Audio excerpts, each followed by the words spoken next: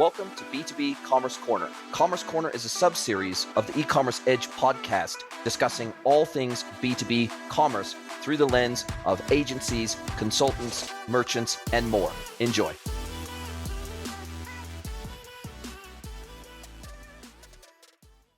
Hello, everybody, and welcome to this episode of the E-Commerce Edge podcast with me, Jason Greenwood, your host. And this is a very special episode. This is the first of probably 2 or 3 episodes of a new master series that I'm putting together with my co-host slash guest, who we've actually had on the podcast before, Mr. Graham Luby from Wasserman Digital. And before I officially introduce him, I want to harken back to our first episode that we did together, a standalone episode where we were comparing and contrasting B2B versus B2C versus D2C e-commerce and what that meant for businesses and brands operating in those spaces. And that episode aired 5 months ago, February 5th, 2025, episode 482. And we had such a great time in that conversation. We covered such good ground that we decided to create a master series together talking about all things customer centricity. And we decided that, look, lots of businesses talk about it.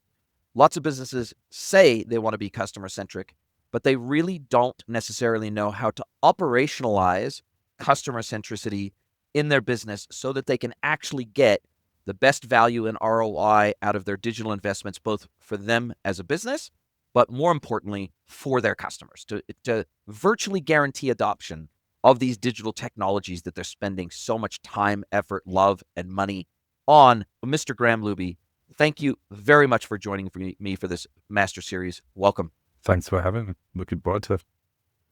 My pleasure. And you are operating out of the great state of Florida, out of the city of Miami. We recently, my wife and I, had the pleasure of coming in and visiting you at your home in Miami, and you were an incredible tour guide, and we really appreciate that. Win your walls, and we're definitely going to have to come back soon and partake of all that Miami goodness. I could see from the sunshine streaming in that you must be having some pretty damn good weather at the moment.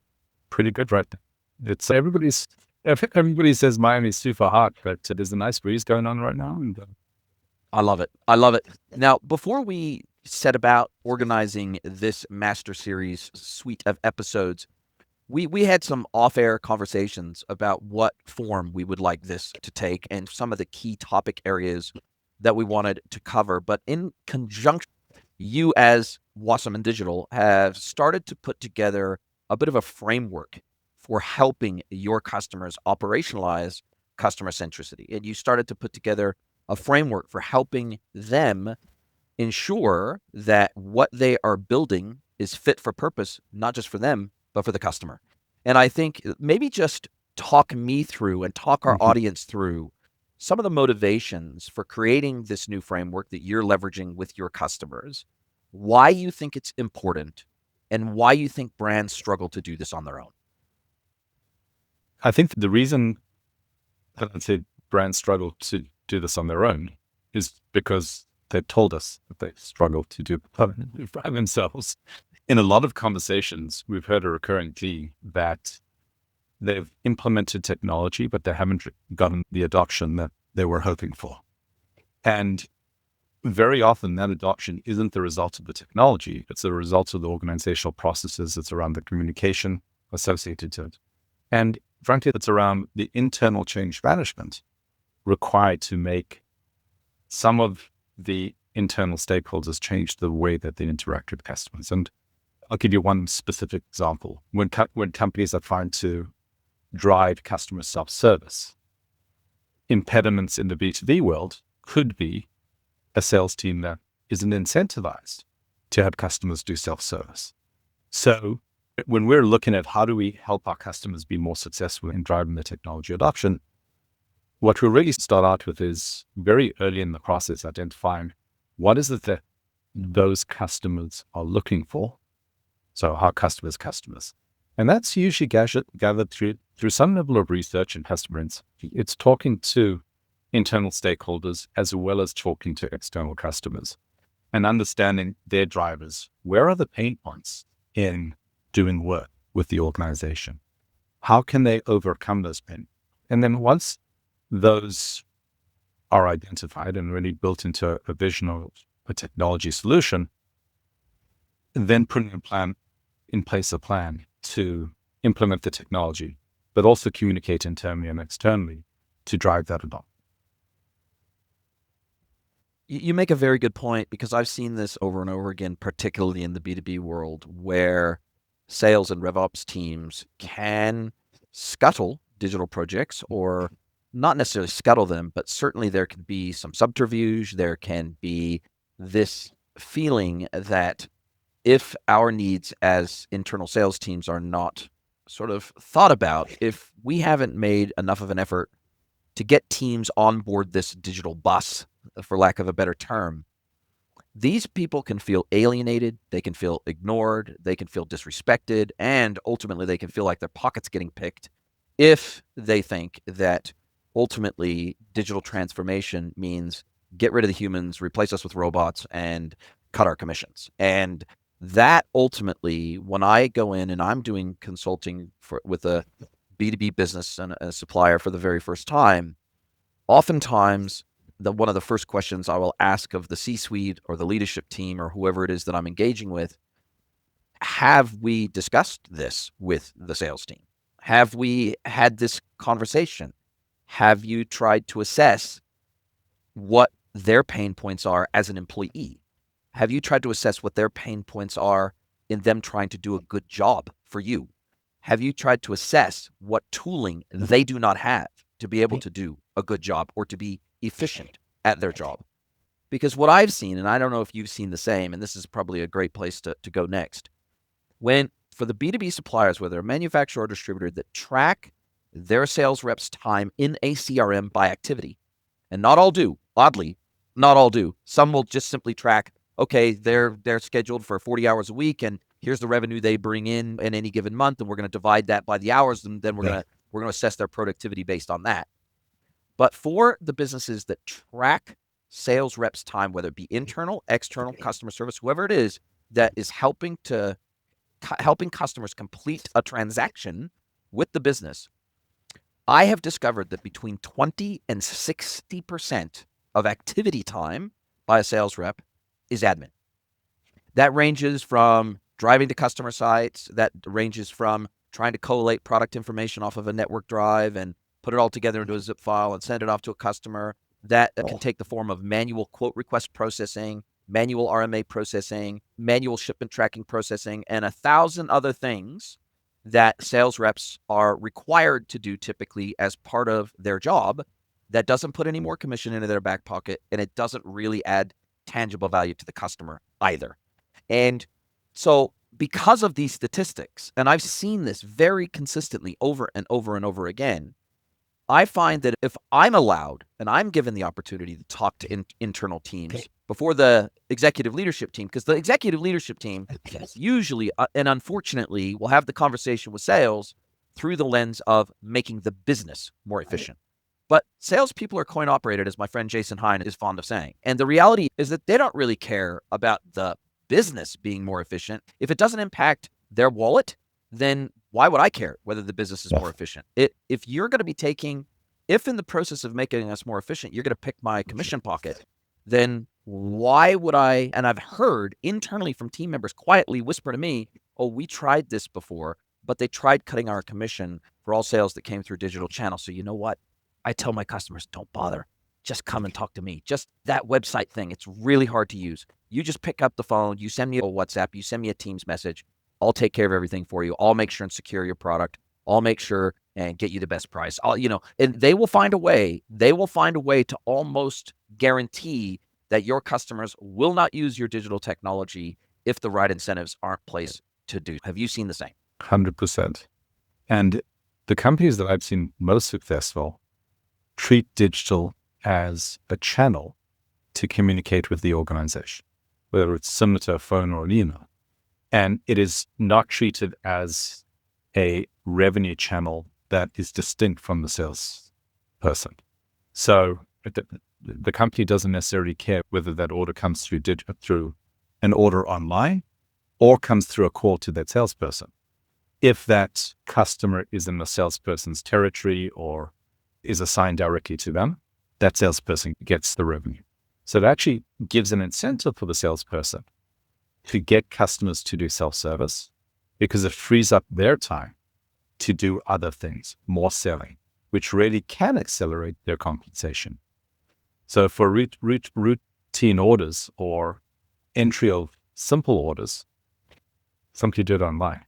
And the salesperson doesn't have to do those admin-related tasks that distract them from actually selling. So that is such an incredibly important distinction, I think, for companies to make. Like, how is the salesperson going to get compensated? And I think the flip side of that coin is, how can we incentivize our customers to use digital channels? And how can we incentivize our customers to automate their order processing and transactional processing and all these other self-service functions that you and I, the business might not, but we would put that under the umbrella of e-commerce or digital services, whether that be, okay, maybe they execute the transaction via EDI or punch out or e-procurement or whatever, but there's still a whole lot of things that most customers want to achieve in their interaction with the business that we would put under the umbrella more broadly of self-service e-commerce beyond the transaction.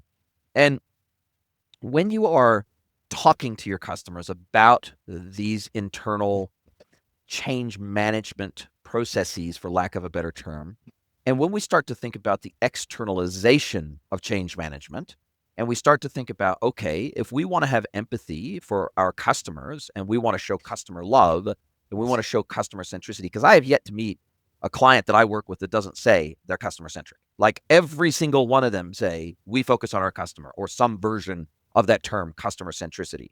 But in practice, what I see is oftentimes that hasn't been operationalized to the point where the customer feels that. And that is my biggest concern when I go in. And I know that's why you've started to create this framework internally for helping businesses be customer centric instead of just think they're customer centric. But one of the things that I try to help my customers think about when because 99% of the time when I ask my customers, what level of customer research have you done? What form has that taken? Has it been a questionnaire? Has it been an email? Has it been a VC call? Has it been, like, how have you structured these conversations with your customers? And 99% of the time they say, we've done any of those things. Like, we expect that if our customers aren't happy, we expect them to tell their account manager, and then the account manager will tell us and we'll fix it. But the problem is, what I have found, especially in the B2B world, because the relationship between an account manager, a BDR, an SDR, whatever their title is, they're a sales rep, for lack of a better term, because the relationship between them and their customers tends to be very long-standing, customers tend not to want to raise issues and rock the boat with their account manager that they may have a fantastic relationship with. So unless something is real bad, they have to work with this person the very next day.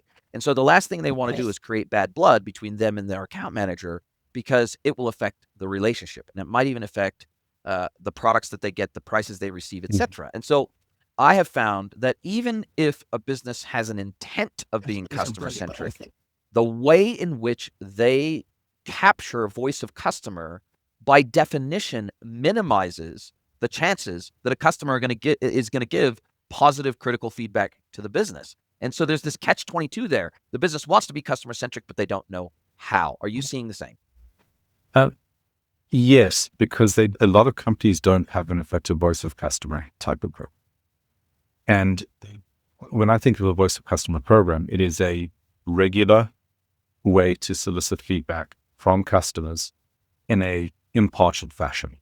So it's not just from the sales rep, it's from somebody or some group soliciting feedback from those customers and getting their input around things that are at a deeper level than just a rate us 1 through 5 or just getting an NPS score rating. So NPS is really good as a early warning indicator, but to get into the depth of it, of customer sentiment, and get into the depth of, are you serving your customers? I think there has to be a much more proactive program. It could be quarterly or monthly or biannual types of surveys where a team is tasked with speaking to a variety of different customers, getting their feedback. What's working well, what's not working well. But not just at that high level, but going deeper. Are you able to order the products that you want online? Are you able to find the pricing? Are you able to integrate that information into your internal tools? and make it easy for you to build out a bill of material based on the company's tool set. It's really digging in and going deeper into those sorts of questions and then collating and being able to see over time, are there changes in customer results based on new services being offered or new technology being rolled out as well. And I am seeing a two-pronged approach to this by a lot of B2Bs, and I'd love your take on this, which is that on the one hand, they want to build digital services and digital technologies that are fit for purpose and are targeted really heavily at the customer and what they say they want, even if they don't necessarily know how to articulate that. And so it comes down to how well can we draw that nuance out from the customer through really smart questions and follow-up questions that draw out those nuances in ways that maybe even the supplier themselves can't draw out because they're too close to the problem, is what I'm saying. And so sometimes by bringing in a third party like you or like me, we can ask questions with context that sometimes the supplier can't ask. And oftentimes, if the supplier isn't on the call, then I find that the customer feels more free and more open to be brutally honest about their feelings about that supplier and the things that they do well, but also the things that they need to improve upon. But I think there is a two-pronged approach to this that says, on the one hand, yes, we want to build fit-for-purpose digital services and technologies that meet our customers where they are and meet their needs as they perceive them. But then there's another school of thought that says, okay, using AI and using other forms of automation, using other forms of system integration, can we build out digital transactional services and other digital services that don't require our customers to change their behavior at all, but yet we're still getting the benefits of our digital technology, and so is the customer, whether they realize it or not, but it doesn't require them to change their behavior. I'll give you just a couple of examples. So in certain verticals and industries, you're never going to get the buyer to log into a portal. You just never, it's never going to happen. Building supplies and other things where they might be ordering from a site. They're on a building site and they need to order. They realize that they're short some plumbing equipment or some plywood or some 2x4s or whatever it is, and they just need to contact their local building supplier and get some stuff down to that building site yesterday, basically. In those types of scenarios, and there's many more like that, where no matter how fit for purpose your platform is, they're just never going to self-serve the transaction. And so in those scenarios, 9 times out of 10, what I see is the buyer is messaging their account manager or their rep or whatever it is by email or Teams or Slack or WhatsApp or whatever it is. And you're just never going to fully get rid of that behavior, no matter how good your portal might be. And so there is this bridging technology coming into the world now. Some of it supplied by major e-commerce platform vendors, some of it supplied by third parties like Motivate and other vendors like that, where we now receive those orders or those queries almost like a headless commerce channel. And we're now starting to see and view where I was never a massive headless proponent in the past, but I'm starting to see its value in the context, particularly of B2B, across these traditional communications channels that have been used to execute transactions for it feels like the beginning of time in the B2B world. And now there's this tension between, do we expect our customers to change their behavior, or do we just bloody meet them where they are, meet them in whatever channel they want to communicate with us in, and query inventory, query pricing, send an order through, whatever. And do we just intercept that on the way through? And using multimodal AI, do we map it into our commerce system or systems just as if they logged into the portal and we're doing all these exercises in a portal? And so I think there is this tension there, and I think there's no universal right or wrong answer here, but I'm definitely seeing that be a bigger consideration than ever before by B2Bs. Are you seeing the same? I think there are always going to be at least 3 paths to ordering. There's the bulk. I've got EDI set up. I'm not changing it because I'm Lowe's and I'm buying from Black & Decker, and that's going through EDI. Thank you. Yes. That's probably not going to change. But if I'm a small retailer buying Black & Decker, I may be working with a sales rep. I may be working through a distributor. I may want to do the purchases directly, depending on the sorts of company. And from there, I see the 2 main ways that customers are placing orders. There's in an ad hoc fashion on It could be punch out. It could be a call to a sales rep. It could be an emailed purchase order. And then there's the portal. I'm going to log into the portal. I'm going to place orders. So those three sort of buckets, I'm sure we could segment them out into sub buckets.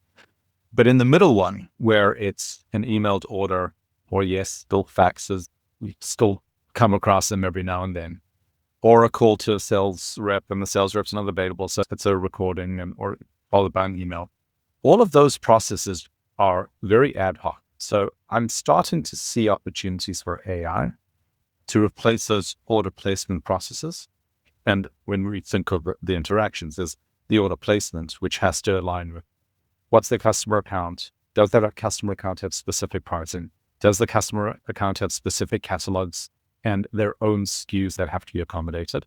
So that adds some complexity, because when somebody calls in, you still have to, or emails a purchaser in, you still have to validate against those backend systems, which is easier said than done. We've done it with a couple of clients at this point using AI, which is really interesting to be able to do it that way. But there's complexity to make that happen, though we're starting to see more interest. And then there are other methods like emails in and email purchase orders that essentially just flow in. Again, you still have to tie into the backend systems for account verification, credit verification, and so forth. But for orders, there's a lot that is starting to happen. For customer self-service around do you have this product in stock? What's my price for this product? Those we're starting to see AI voice recognition being able to have somebody call in on a specific number tied to their account with as a full vendor verification, and then pull back the information that they're requesting, all natural then. That's pretty cool. Then just pretty cool. Yeah, I'm seeing that, and that can even be extended to, okay, what's my MOQ? What's my buying increment? There's a whole ton of other things. What's the status of my credit account? Can you resend me this invoice or this statement for the month of June because it got lost in the email, or whatever it is. And that's the thing that I think for me makes me most excited about these, what we've historically considered communication channels, but they're now not just transactional channels, but they're information gathering channels, and they can be digitalized because we have access to the site search through the catalog if someone's running a portal, and we have access to their pricing, and they can even authenticate through these communication channels because they've all got APIs. So we can connect it all together via API. So I'm most excited about that. But when you start thinking about breaking down your customers' into cohorts for starting to do this customer research using the new framework that you guys have designed, how do you think about, or do you think about breaking down your customers into cohorts? Because what I have found is that by breaking down into cohorts, and there's 100 different ways you can do this, right? One of the ways I have found to be super effective at this is to say, okay, your sales reps or your account managers or whoever it is, they know their customer portfolio better than anyone else.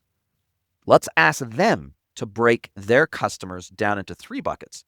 Customers that they think will never adopt digital technology no matter how good it is. Customers that are currently on the fence that go, hey, I love my account manager, my Bob or Jane, my account manager. I love doing business with them. But if they implemented this amazing digital technology, I'd probably use it some or all of the time and only call my account manager for the really weird out-of-the-box stuff. And then we have a third cohort who is either already asking for better digital technologies, or just have already messaged to you that, hey, we're going to be one of your first users. If you implement a really solid portalized system or digital services layer of some variety, we're going to be first cab off the rank because we're trying to make our business way more efficient by the day. And this is one way we can do that. And by segmenting down by the likelihood to adopt, and then going and asking them this unique set of nuanced questions, you can start to get some really interesting responses about what it would take for each of those cohorts to adopt this flash new portal that you're envisaging for your business, and perhaps prepared to dump hundreds of thousands of dollars into to make a reality. Now, I've seen customers, like my customers, want to segment their customers in slightly different ways. I've seen them want to segment based on number of orders per year, revenue per year, strategic account value. number of users or number of buyers within those accounts, because of course sometimes they have massive complexity within their accounts, and they'll have maybe 50 different locations that this buyer is buying from. And so they sometimes want to segment by customer complexity rather than any other metric. So I've seen segmentation done 100 different ways when we want to go out and do this research of my customers' customers.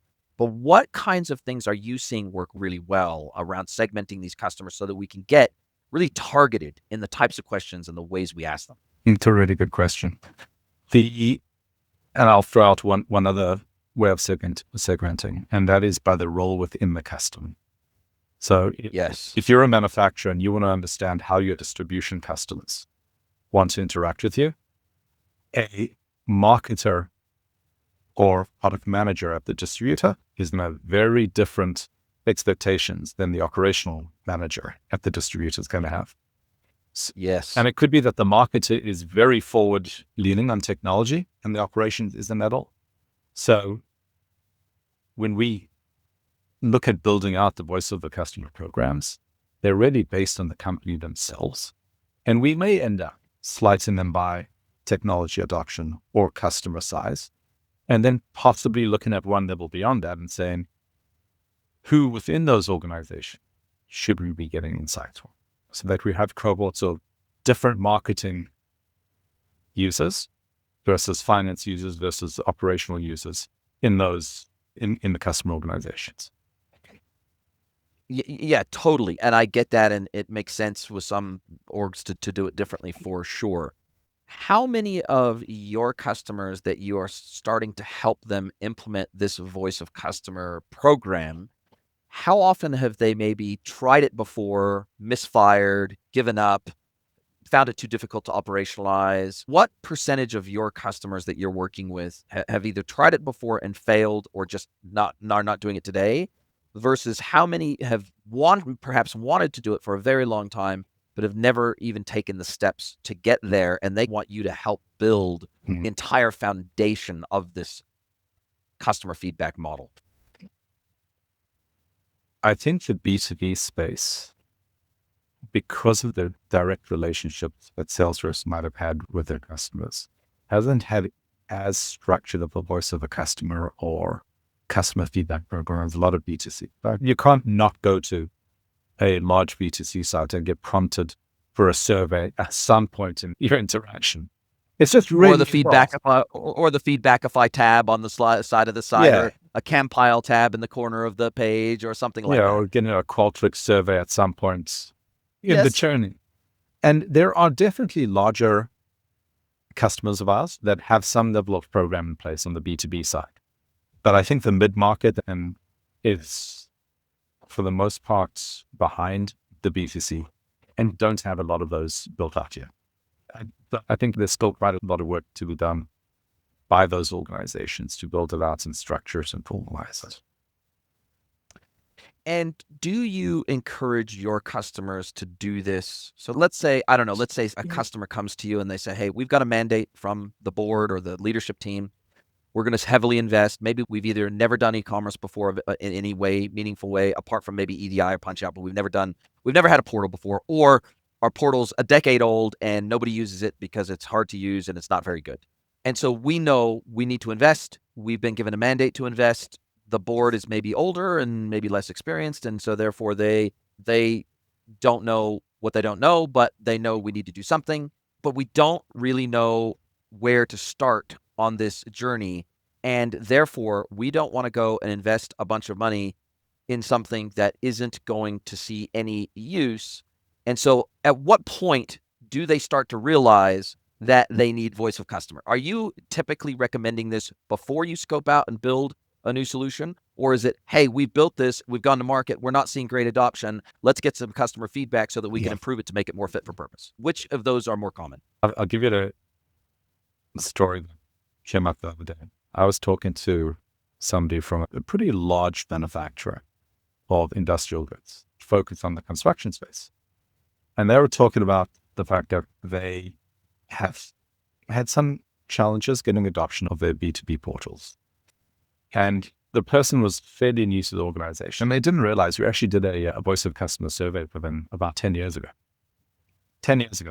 the decade ago. And Wow. we got some really great insights of what their customers were looking for. And as part of that survey, we presented it all the way up to the board and executive team, identifying a whole series of opportunities for them to better engage their customers. And they took that information and they did start down the road with some portal development functionality. And I think at the time that you built it out on Hybris. Yep. So big investment. It was a very big investment for them and they're a multi-billion-dollar company. In talking to this person recently, they've got the exact same problems that they had 10 years ago. That's scary.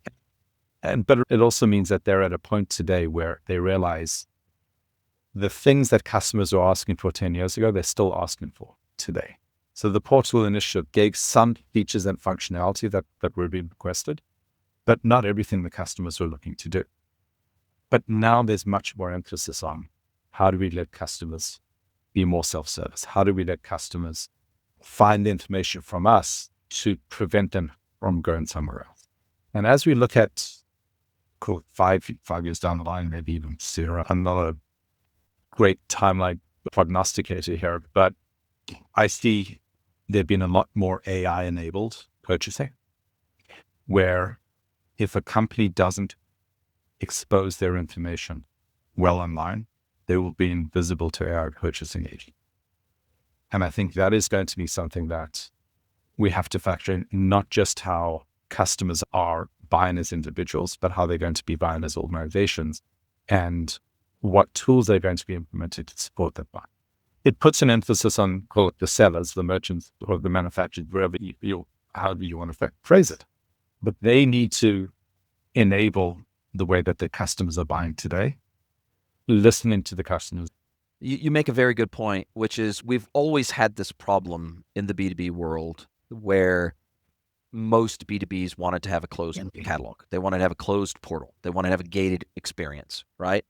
The problem is if it's gated for the customer, it's gated for Google, it's gated for ChatGPT, it's gated for e-procurement systems, it's gated for research more recently on Jagger and Coupa and Ariba and a whole bunch of other systems out there that aid and facilitate procurement. And they are rushing headlong into what they call agentic procurement. It's coming to the point where what they ultimately want to be able to have is, if I'm a builder, I want to be able to upload a freaking blueprint to my, literally a copy of the blueprint to my agentic buying engine. I want that to be sent to the agentic selling engine and say, what of this blueprint can you supply and what's my price? And do you have it stocked? So we want to be able to translate from our internal understanding of what we're trying to procure, and we want to get that into the supplier's hands without having to have my procurement specialist or my procurement manager ring or email my account manager on the sell side and say, okay, I don't want to have to convert a blueprint into a pick list of items or anything like that. I want to have this all be automated. And instead of sending the blueprint to my account manager, who also happens to work in the building industry, so they know it inside and out, and they can say, okay, we can fulfill 80% of this blueprint from inventory we have in stock today. Oh, and by the way, here's your price. But it would take them 3 days to turn that around because they have to go through the whole thing. Now agents are going to be talking to agents, but they're going to be asking the same types of questions of the selling agent that they would the human account manager on the selling side. And so if the seller is not digitalized in any way, in any meaningful way, even if the agentic technology and the plumbing is there, they're not going to be able to respond agentically in a meaningful way. And this is a big risk to legacy B2B suppliers, because I tell you that the agentic buying, it's coming faster than the agentic selling capability is coming. And so this is because I tell you, the buyers, they want to make the buying process super streamlined and super efficient. Because the margins in these industries are so slim in the B2B world, if they can claw back 10 basis points on their cost to procure, that's a big win for them. And this is a super interesting time, I think, to be a B2B supplier, because those legacy processes and systems, they may have been okay versus someone manually logging into your portal and manually searching for products and manually adding them to the cart and checking out with them. But in an agentic future, you cannot paper over that with human beings. You just can't, and you can't scale with human beings. And so my concern is that a lot of suppliers, they come to me and they say, how can we get AI into our business? How can we leverage AI to make ourselves more efficient? And I'm like, how about we crawl, walk, run? You don't do e-commerce today. You don't have a PIM system. You don't have, you're doing everything directly out of your ERP today. Your customer service lives in ERP. Your account managers live in your ERP. You don't have a CRM system. Like they've got no, in many instances, they've got no digital automation in their business of any kind today, apart from what may exist in their order management or their ERP. But yet they want to jump straight to the good bits of AI, and that's awesome, but they don't have any form of a digital foundation that is based on legit voice of the customer concerns and opportunities. Then how can they make that leap? They can't go from being a digital toddler, a digital noob, to a digital leader overnight. And no matter how much money they want to throw at it, it is not a matter of money. It's not a matter of funding. Yes, money's part of it. Budget is part of it, but it's this change management process inside where I am seeing many 25, 50, 75, 100-year-old manufacturers and distributors trying to graft on digital DNA to an analog business, and it is an extremely painful process. It's like having a heart transplant or a lung transplant in the business. It is that existential to their business when they're trying to go through it, and that is really difficult. Yeah, absolutely. And the analogy I've heard also is changing the engine while you're driving. Yes. But it's digital maturity is something that we spend a lot of time talking to customers about. Because as you point out, you can't skip some of the steps. You can't go from crawling to running. You have to have that walking phase in between. And for a lot of companies, being able to look at their digital maturity needs to be across a variety of different parameters. It is people, it is processes, it is technology, it is data, it's product information, we call them the data. So all of those different silos of information need to be assessed to figure out where are you from a digital capability and what are the key things that have to be done first. As you pointed out, product data is probably the most important, because if you don't have accurate product data, you don't have accurate information that an AI or anybody else can essentially index and make and use in any sort of format. So that product data, and I'm referencing Jason again, it's probably the most important part for companies to really get a grasp on. And what do you think we're talking about digital maturity here. We're talking about customer centricity, voice of customer, road mapping, prioritizing, scoping, implementing. We don't often take customers on that journey with us. We may ask them questions before and we may ask them questions after. But what I have found to be super valuable, and I'd love your take on this, is the step in the middle, which is, can we take customers not only before we start scoping our digital solutions and do some really good canvassing, really good customer research, bring some of those insights into the business and actually into the solution architecture of whatever it is we're building, so that it's as fit for purpose as it possibly can be throughout the process. But then also bringing in customers in the UAT phase, bringing in customers, a small cohort of customers to where you effectively soft launch and you put it out to maybe those customers that you originally did customer research with and say, hey, is this what you were expecting, what we discussed? Taking them on every step of that implementation journey and actually integrating them into your process, and even having a select cohort of customers that act as your beta testers for all brand new functionality that you're looking to release, and say, look, you are our early adopters. Cutting edge tech is important to you. Being efficient is important to you. Getting the best service from us that you can is important to you. And we would like to make you part of our, call it whatever you want, customer advisory group, call it whatever term you want to give it. You give them special pride of place and in your organization as being design partners, right? In the product development world, design partners are your early adopters of your platform. That's what you usually call them. So creating some sort of design partnership model whereby your customers actually work alongside you throughout the process, as opposed to, ta-da, we've got this new digital technology, go and try it out and tell us what you think. Well, no, how about we get your feedback every step of the journey as opposed to just before and after? What are your thoughts about that? I think it's an awesome way of doing it. We've done something similar to that in the OEM parts manufacturing space. Customer Vows was building out a portal for their customers' designs. So in the OEM space, the goal is to get your parts designed into the final engine or wiring Yes. harness, whatever it might be. So we were working with a very large OEM in the auto industry. We brought in engineers from their customers' organizations to understand, how do we make your life easier? When you're designing a wiring harness and you come to our site for information, how do you want that information to be presented? Do you want it in a list? Do you want it in a CAD diagram that you can pull directly into your CAD systems?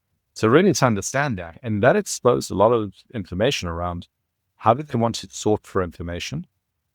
How do they want to filter product data? And these are very large data sets, 100, 200,000 SKUs that they want to be able to filter. And then once they found the products that meet their specific specifications, they want to be able to download a package of data that they can include in their design packages. You don't get those insights if you don't interview the customers, the end customers. And what's interesting, I thought about this specific scenario, the person that they were designing for was never going to actually place an order. They were influencing the final order. But if you don't get them influencing the order early in the process, that order is never going to get placed. The design phase. The design phase. The specking in phase. It's the specking in phase. So we know that those orders were getting placed, and we know that engineers were involved early in the process in specking the products that would go into those final orders. So a lot of the work that we worked on as called part of the voice of the customer was getting the engineers to explain how they wanted to use the large catalog that this customer had. And that then went downstream into EDI ordering.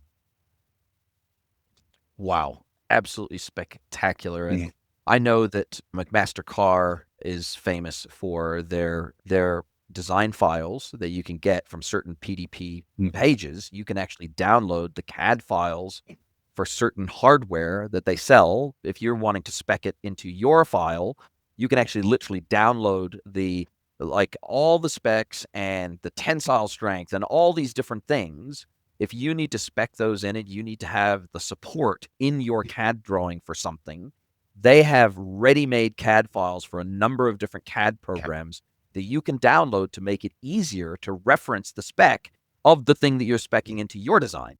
So I will ask them, oftentimes I'll turn the question around and I'll say, do you realize how long and how consistently and how much investment they have put into their product data set to facilitate this super easy, because they say, this website looks basic. This website looks super, it's not flashy, it's not sexy, but it's super functional, it's super usable, and surely it can't be that hard to build a website like that. And I'm like, let's do that. Let's go into the site and I'll walk you through all the different components of this website that have facilitated making this seem so clean, easy, and useful to the buyers of these products. And I'll describe to you some of the behind the scenes effort that has gone on to get, but it's not. And it requires significant investment of time and money to get to this place. And so I think that voice of customer is one thing, but when we start thinking about having empathy with our customer and the job they're trying to do that we're helping them do, thinking through that in an empathetic way starts to help us think differently about the digital tooling we're building, right? Yeah, to a degree. And simple is different. It's much easier to make things complex. It's much easier to bolt on features and functionality every which way, but it gets very difficult to use it. And at some point, you end up with a tangled ball of wires that you have to figure out how to work around, and it's technical debt. So keeping things simple and elegant is something that I think MasterCard's done, and that Granger's done, and Emma's done. Even though there's a lot there, it's simple. And Yeah. it's not easy it's not even close to easy to do what any one of those three have been able to do. Your systems really have to be a focus on the back end to support the front end. No question about it. Now, listen, an hour has absolutely ripped by. We have covered three major areas already in our voice of customer journey, our voice of customer discussion. We've talked about the voice of the B2B buyer. How can you know if you don't ask? And we've talked about how to ask. We've talked about ways to segment our customer base before we start to ask. We've talked about the importance of the mindset shift from the supplier side, from features to outcomes, and having empathy for the outcome that our customers expect. We've talked about digital maturity. What is it? What it isn't. We've talked about growing pains of some of these businesses that are legacy businesses trying to graft on digital DNA when it's just not natural for them to do, and the crawl, walk, run approach that they need to take as part of this. We've talked about examples of companies doing this really well. We've also talked about buyer-centric transformation, meaning that we've started the discussion around how do we bring customers on this journey as we transform instead of just including them at the beginning and at the end of some major project and maybe asking them some questions before we start. And then once we're live, oh, hey, ta-da, we're ready to go. Can you try this new thing out and tell us what you think? But actually including them and integrating them into our product development process and making them feel part of that journey. We've discussed that and the importance of that. We, in the next episode or two, we're going to start to we're going to go into a little bit more depth on a few more areas. We're going to talk about strategy execution, making digital changes stick, both internally and externally. How do we make that happen? It's all fine and good to do all the research, to do all the change management, to get something live, but how do we then ensure ongoing adoption, particularly as we make iterative changes to our technologies, our data, and our services? We're also just going to start talking a little bit more about Salesforce automation, not Salesforce the platform, Salesforce our people, Salesforce and process automation, and that approach to digital adoption, what that looks like in a little bit more detail, and how that can help us extract more value out of our digital investments over time, not less. Then we want to talk a little bit more about what does the future more broadly of B2B e-commerce look like. We want to start to understand a little bit more about AI and its impacts on, or likely impacts. I think anybody that tells you they know exactly how this AI thing is going to work out in relation to commerce over the next 5 years, they're either delusional or they're lying to you, because those of us that have been in the industry for 20 plus years, even we don't know with 100% certainty how this is all going to turn out and whether MCP is going to become the standard or something else. But we're going to take a crack at this, and we're going to try to better describe and understand the likely impacts of AI on both the customer experience and journey and what they expect from us as sellers in the space. Graham, this has been a fabulous conversation. As always, it's a joy talking to you, and I can't wait for the next episode in this Master Series. Thank you. Are you a B2B or D2C e-commerce merchant? Then head over to greenwoodconsulting.net to learn how we can help you scale your business.